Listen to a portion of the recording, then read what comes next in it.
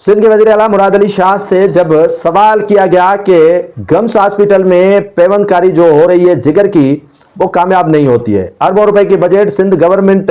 Gums hospital को देती है, लेकिन सहूलियात का बड़ा फुकदान है। और उसी पर मुराद अली शाह ने बजाय निदामत खाने के, बजाय उस पर पशेमानी करने के, लेकिन एक डिठाई के साथ जवाब दिया कि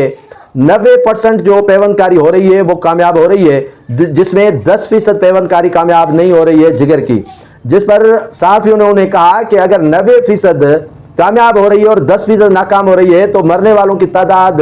क्यों बढ़ रही है। और आने वाले दिनों पर जब भी पेवंदकारी हुई है जिगर की तो डोनर या इंतकाल कर गया है या दोनों ही इंतकाल कर गए हैं और अमवात में दिन ब दिन इजाफा होता जा रहा है। जितनी रकूम उनसे ली जाती है मरीजों से, लेकिन इलाज उनके बदले में 0/0 हो रहा है। वज़ीर आला मुराद अली शाह को शायद इल्म था कि मैं जब दराजा शरीफ जाऊंगा तो मुझसे यही सवाल गम्स हॉस्पिटल के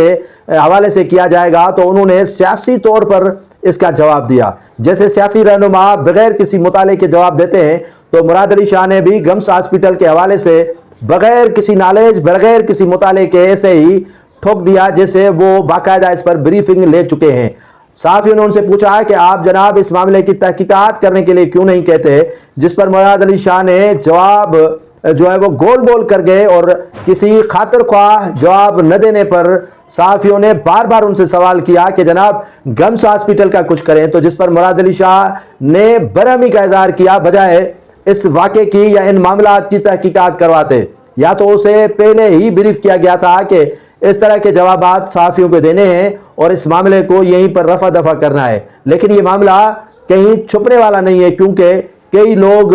लुक्मे अजल बन चुके हैं नाकाम जो जिगर की पेवंदकारी हो रही है उसी में।